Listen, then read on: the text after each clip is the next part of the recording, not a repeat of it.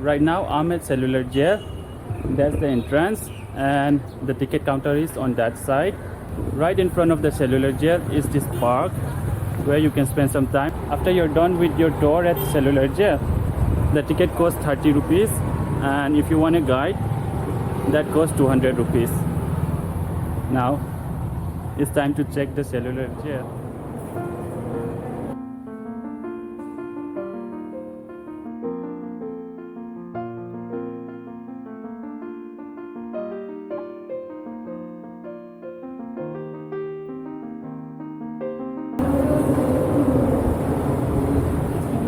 About the story of this cellular jail, the legacy left behind by the freedom fighters and the hardship faced by them.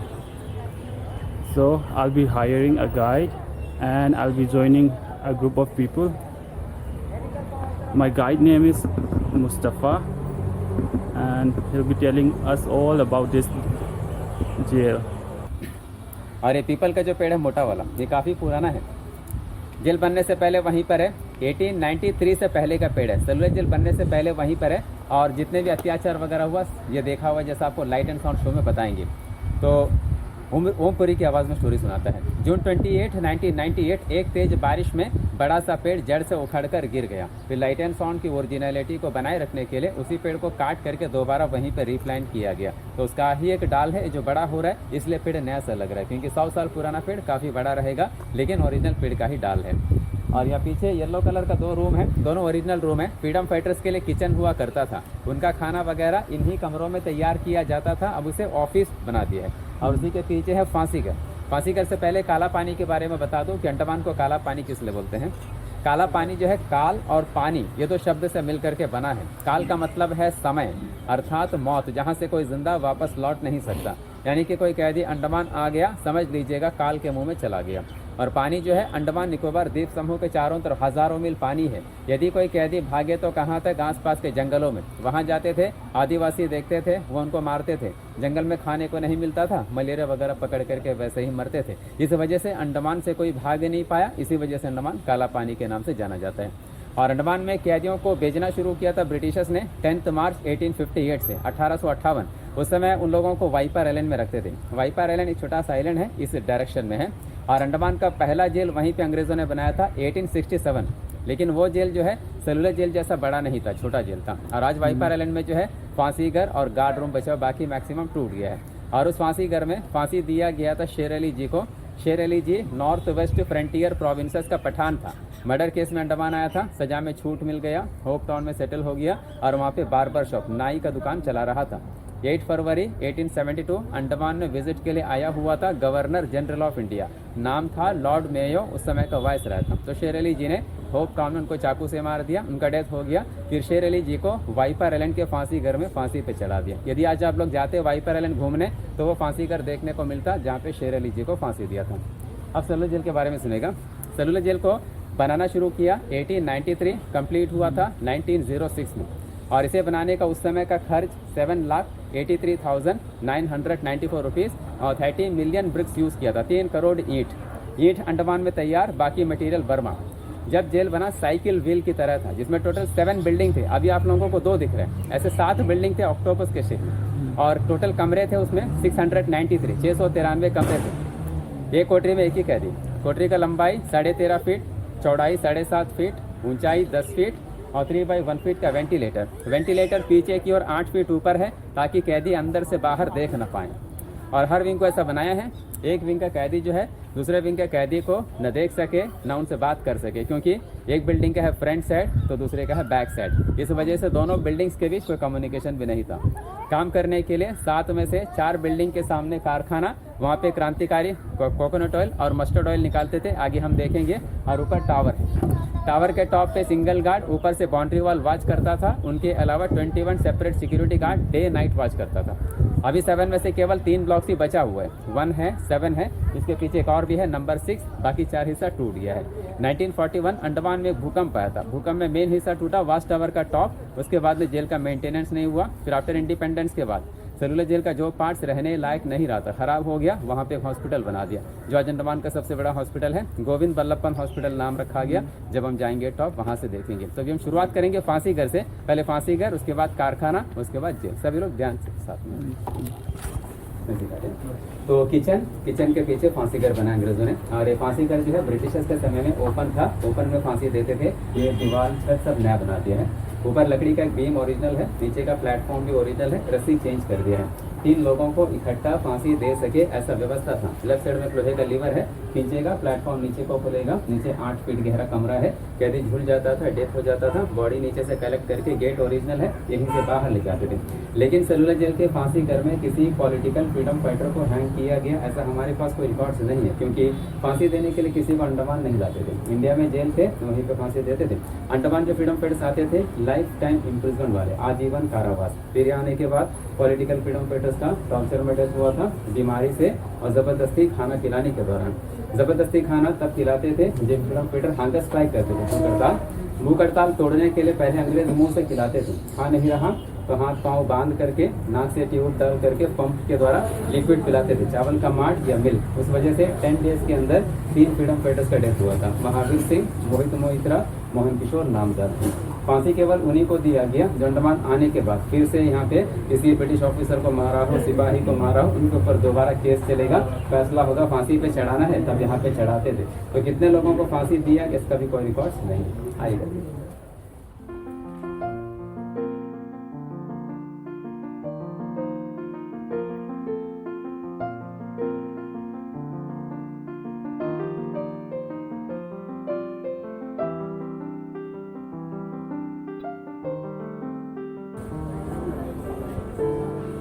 तो ये वर्कशेड है, यहाँ पे freedom fighter जो है coconut oil भी निकालते थे, मस्टर्ड ऑयल भी निकालते थे। बड़ा कारखाना था, इसे मॉडिफाई करके आधे में फोटो गैलरी बना दिया। नीचे का फ्लोर, ऊपर का छत लकड़े का जरा चेंज कर दिया। प्लेस ओरिजिनल है, जो ओरिजिनल कोलू है वहीं पर है, ऐसे बहुत थे, एक ही बचा है। तो नारियल का सूखा हुआ कोलरा उसमें भर करके साइड में तो वेट लगा देगा, वेट लगेगा, चेन टाइट हो जाएगा, प्रेशर सेंटर में चला जाएगा, फिर जब पकड़ करके घुमाएगा, बीच वाला ठीक से घूमता रहेगा, नारियल पिसता रहेगा। अंदर एक पाइप होता था, गड्ढे में बर्तन और उसमें कलेक्ट होता रहेगा। एक फ्रीडम फाइटर को एक दिन में 30 पाउंड नारियल तेल निकालना पड़ता था। सरसों का तेल, मस्टर्ड ऑयल में 10 पाउंड, जो बैल में नहीं निकाल पाते थे। जब बैल नहीं निकाल पाते थे, इंसान कहाँ से निकालेंगे? और कुछ फ्रीडम फाइटर कोल्ड चलाते चलाते थक जाते थे और कुछ चलाने से इनकार करते थे, काम नहीं करेंगे। तब अंग्रेज उनका हाथ पकड़ करके इस पाइप के साथ रस्से से बांधते थे, जब वो नहीं चला पाते थे नीचे से मारते थे। काफी फ्रीडम फाइटर ये काम करने के बाद बीमार पड़ जाते थे और कुछ जो है दिमागी हालत भी खराब होता। तो वहाँ में देखा ओरिजिनल ऑयल मिल, यहाँ पे है आर्टिफिशियल डेमो है, किस तरीके से चलाते थे दिखाया गया। और ये पहला दिख रहा है नारियल का छिलका निकालता हुआ। छिलका निकालने के बाद छिलके को हैमर से कूटते थे, जब छिलका सॉफ्ट हो जाता था उसके बाहरी छिलके को हटाकर बाकी को पानी में भिगोते थे। फिर जब मॉइस्चर हो जाता था फिर बाहर निकाल करके कूट करके धूप में सुखा करके इसमें रोल किया जाता था, यानी कि रस्सी बनाने का काम। रस्सी बनाने का काम किसी भी फ्रीडम फाइटर को देता था तो शाम तक उनको 4 पाउंड रस्से तैयार करना है। नहीं कर पाते थे, पनिशमेंट दिया जाता था। पनिशमेंट्स आगे बताएंगे। और रस्सी बनाने का मशीन ओरिजिनल है, आगे पनिशमेंट। सबसे सख्त पनिशमेंट यही था। ये फ्रेम ओरिजिनल है, इसको बोलते हैं फ्लॉगिंग फ्रेम, हिंदी में टिकटिकी। फ्रीडम फाइटर को उसके ऊपर चढ़ा करके पाँव को ब्लॉक करते थे, कमर में बेल्ट बांधते थे, हाथ को हथकड़ी लगाते थे ताकि मारते वक्त इधर उधर हिल भी न पाए। और मारते थे बैक साइड में, यहाँ मारे तो चमड़ी उभर जाता था, फिर न बैठ सके न सो सके। और मारते वक्त बाकी फ्रीडम फाइटर्स को दिखाते थे कि किस तरह का पनिशमेंट इन्हें दे रहा है ताकि बाकी के दिल में डर बैठे। मारने वाला भी इंडियन था। सेलुलर जेल में पॉलिटिकल फ्रीडम फाइटर्स भी आते थे, नॉर्मल क्रिमिनल। तो नॉर्मल क्रिमिनल में जो हट्टा मुस्टंडा होता था, जो दिमाग से कम, अत्याचारी ज्यादा, ऐसे लोगों को पहचान करके ब्रिटिशर्स काम पे रखते थे। किसी को बनाते थे पेटी ऑफिसर, किसी को वार्डर, किसी को जमादार। फायदा इनका क्या था?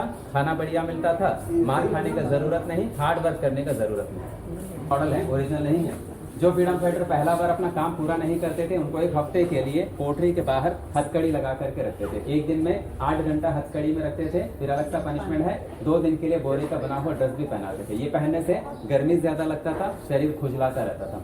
यूनिफॉर्म ऐसा ही था, एक कुर्ता, एक हाफ पैंट और एक व्हाइट कैप। और गले में डालेगा लोहे का रिंग, लोहे का प्लेट, उनका आइडेंटिटी लिखा होता था। कितने साल से कितने साल का सजा दिया है, जेल का नंबर, कोर्ट से एक्ट कौन सा लगा। जब तक जेल में रहेंगे गले में लगा रहेगा। 3 तरह के पनिशमेंट फिटर, चेन फिटर जिनको पहनाते थे पनिशमेंट के लिए 1 ईयर। इसमें ज्यादा डिफिकल्टी नहीं है क्योंकि कमर में चेन बंधा है तो हाथ फ्री है, चल फिर सकता है, लेकिन वेट रहेगा पाँव। 5 मीटर 6 मंथ 6 महीने के लिए। चलते वक्त पकड़ करके चलो, काम करते वक्त छोड़ दो। फिर जब चलो तो बाहर पकड़ करके, नहीं पकड़ेगा तो चल नहीं पाएगा।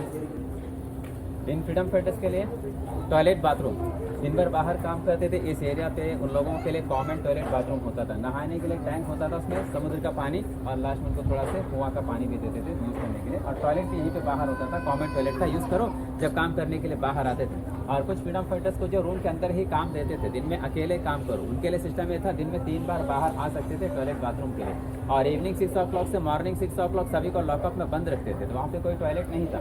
सभी को मिट्टी का पॉट मिलता था, जो भी करो पॉट में करो, रात भर बदबू में रहो और अगले दिन स्वीपर साफ करके बाहर ले जाता था। खाना खाने के लिए लोहे का प्लेट, दाल चावल रोटी सब्जी, जिंदा रहने के लिए, ना कि पेट भरे। पीने का पानी दिन में 2 बार ही मिलता था और रात में कोई लाइट नहीं, अंधेरे में रहते थे। और सोने के लिए बेड मिलता था लकड़ी का, बेड का चौड़ाई इतना रहेगा, हाइट इतना रहेगा, एक बेड और एक कंबल सभी को दिया जाता था। अभी इस बिल्डिंग का लास्ट वाला कमरा है, टॉप लास्ट वाला कमरा विनायक दामोदर सावरकर जी के, जिनको हम लोग वीर सावरकर जी के नाम से जानते हैं। उनका स्टोरी आपको यहाँ बता देंगे। वो मरम्मत हो रहा है, जा नहीं पाएंगे, उसके बाद हम लोग सेल देखेंगे, उसके बाद टॉप पे भी जाएंगे। तो वीर सावरकर जी को लास्ट वाले कमरे में रखा गया 10 साल, 1911 से 1921। सावरकर जी को लंदन से अरेस्ट करके इंडिया लाते वक्त, शिप का नाम था मोरिया शिप। मोरिया शिप 8 जुलाई 1910 जब मार्सेलस बंदरगाह के निकट से गुजर रहा था, उस दौरान सावरकर जी ने जहाज का टॉयलेट का साइड का ग्लास तोड़ करके जंप किया वहाँ और तैर करके चले गए मार्सेलस बंदरगाह फ्रांस। वहाँ पे फ्रांसीसी गार्ड्स ने पकड़ लिया, ब्रिटिशर्स को हैंड ओवर कर दिया। फिर अंग्रेज सावरकर जी को अंडमान लेकर के आए थे 30 जून 1911। जब लाए थे तो डरते थे, एक बार वहाँ से भाग गया है दोबारा यहाँ से न भागे, इसलिए अपने कड़े पहरे में रखा। उनके जो बड़े भाई थे गणेश दामोदर सावरकर जी, वो सेलुलर जेल में उनसे भी पहले से थे, लेकिन दोनों भाई जो है 2 साल तक आपस में मिल नहीं पाए एक ही जेल में रहते हुए। कि 1921 वीर सावरकर जी को सेलुलर जेल से रत्नागिरी ट्रांसफर करवा दिया और उसके बाद में आज़ादी के 19 साल के बाद उनका डेथ हुआ था 26 फरवरी 1966, तब उनका एज 83। तो जहाँ गर्मी के दिनों 10 मिनट हमारे लिए खड़े रहना मुश्किल है, उन्होंने अपना 10 साल कोठरी में गुजारा था। आज अंडमान का एयरपोर्ट उन्हीं के नाम पे वीर सावरकर इंटरनेशनल है। अच्छा, बाकी जो फ्रीडम फाइटर का लिस्ट है वो कहाँ पर मिलेगा? जैसे हम सेंटर टावर जाएंगे पूरा मिलेगा, वहाँ पे स्टेट वाइज ईयर वाइज लिखा हुआ है, अल्फाबेटिकली सबका मिल जाएगा। उसमें बंगाल का क्रांतिकारी ज़्यादा मिलेगा, पंजाब को उसके बाद ये 2 स्टेट से ज़्यादा क्रांतिकारी है, क्योंकि रेवोल्यूशनरी फ्रीडम फाइटर ज़्यादा बंगाल और पंजाब का। तो ये रत्नागिरी माने जो महाराष्ट्र में रत्नागिरी वहाँ इनको ट्रांसफर कर दिया। 1921 में सेलुलर जेल को टेम्पररी क्लोज किया। हम लोग अभी खड़े हैं सेंट्रल टावर के 3rd फ्लोर। यहाँ से देखिएगा हर ब्लॉक में जाने का रास्ता है और कनेक्शन जो है ब्रिटिशर्स के समय में टेम्पररी था। अब जब जाएंगे आएंगे वुडन का प्लैंक डाल देंगे, आएंगे जाएंगे, बाद में प्लैंक रिमूव हो जाएगा। अभी 3 बिल्डिंग्स बच गया, 1 है, 7 है, 6 है, बाकी 4 टूट गया। वहाँ पर हॉस्पिटल बन गया, एक गवर्नमेंट हॉस्पिटल है, सब कुछ यहाँ पर फ्री सर्विस है, दवा खाना ट्रीटमेंट एक्सरे सिटी सब कुछ फ्री है और सभी लोगों के लिए फ्री है। और नीचे आपने क्रांतिकारियों का लिस्ट देखा होगा, कौन कौन से स्टेट से कितने कितने क्रांतिकारी इस जेल में रहे थे, state wise year wise. Mumbai से कितने, पंजाब, बंगाल, आसाम, यूपी, बिहार, मद्रास, आंध्र, दिल्ली, मैक्सिमम बंगाल से थे, उसके बाद में पंजाब से। और अभी हम लोग खड़े हैं सेंट्रल टावर के 3rd फ्लोर। यहाँ तक ओरिजिनल टावर है, टावर में ही खड़े हैं और ये हिस्सा टूट गया, इसे दोबारा से बना दिया। फिर अंदर एक व्हाइट कलर का बॉक्स है, वो लाइट ऑफ सन शो के लिए बना आत्मा का फिल्टर। आत्मा जब जेल का स्टोरी सुनाएगा, लाल कलर का लाइट उसके ऊपर फोकस होगा, आप वहाँ बैठेंगे शो देखने के लिए, चमकता हुआ दिखे, उसके लिए बॉक्स बना, पहले का कुछ भी नहीं। और सामने जो छोटा सा आइलैंड नजर आ रहा है वो है सुभाष चंद्र बोस आइलैंड। पहले उसी आइलैंड का नाम था रॉस आइलैंड, अंग्रेजों का राजधानी था। उनके जितने ऑफिसर्स फैमिली मेंबर्स उसी आइलैंड पे रहते थे। बहुत सारे बिल्डिंग्स बनाए थे अपने रहने के लिए, अब तो टूट करके खंडर हो गया। आज जब जाएंगे घूमने, कुछ टूटा हुआ खंडर है, कुछ बिल्डिंग को मेंटेन करके रखा है। फिर वहाँ पे डियर है, पीकॉक है, वो भी देखने को मिलेगा। और सबसे लास्ट है नॉर्थ पे, जहाँ पर एक लाइट हाउस दिख रहा है, तो वहाँ लोग जाते हैं कोरल रीफ्स देखने के लिए, पानी के नीचे marine life, snorkelling, scuba diving सब वहाँ पे है। और 20 रुपीज़ का जो गोल्ड नोट है उसके बैक साइड में यही फोटो लगा है नॉर्थ में। और उसी को जोड़ता हुआ जो माउंटेन है, माउंट हैरियट, अंडमान का 2nd हाईएस्ट पीक है। इसका हाइट है 365 मीटर सी लेवल से, ये वाले। और फर्स्ट है सेडल पीक, नॉर्थ अंडमान डिग्लीपुर, उसका हाइट है 732 मीटर। और वाइपर आइलैंड, जहाँ पर अंडमान का फर्स्ट जेल ब्रिटिशर्स ने बनाया था 1867, वो यहाँ से नजर नहीं आएगा इस डायरेक्शन में, लेकिन आज वहाँ पे केवल फांसीगर और गार्ड रूम, बाकी मैक्सिमम टूट गए। तो इतना ही है, कुछ भी बात और पूछेगा। और उसके अलावा सेलुलर जेल को ब्रिटिशर्स ने टोटली क्लोज भी कर दिया जनवरी 1938। सितंबर 1937 से जनवरी 1938 सारे पॉलिटिकल फ्रीडम फाइटर्स को ब्रिटिशर्स ने इंडिया वापस भेज दिया। और 80 साल के बाद अंडमान में काला पानी का सजा भी बंद हो गया। 1858 में शुरू हुआ था वाइपर आइलैंड से, 1938 में जेल में आकर के खत्म हो गया। उसके बाद 2nd वर्ल्ड वॉर शुरू हो गया 1939 और अंडमान में जापानी ने कब्जा कर लिया 23 मार्च 1944। इतना चलता बोले ना बोले तो 23 मार्च 1942 जापानियों ने कब्जा कर लिया। 3.5 साल उनका राज रहा। उस दौरान उन लोगों ने काफ़ी अत्याचार किए थे इंडियंस के ऊपर जो यहाँ पे बसे हुए थे। उनमें से कुछ पढ़े लिखे लोग थे, कुछ INA के मेंबर्स थे और कुछ लोग जो है इंडियन इंडिपेंडेंस लीग के मेंबर भी थे। जापानीज क्या समझते थे, इनमें से कुछ लोग जो है अंग्रेजों के साथ मिले हुए हैं या उनके लिए जासूसी कर रहे हैं। जिनके ऊपर भी जासूसी का शक हुआ, जेल में लाके बंद किया, बुरी तरह से टॉर्चर किया और बहुत लोगों को गोलियों से खून भी दिया। उसी दौरान नेताजी सुभाष चंद्र बोस जी भी अंडमान आए थे। नेताजी INA के सुप्रीम कमांडर थे। उनका 3 दिन का टूर था अंडमान, दिसंबर 29, 30, 31, 1943।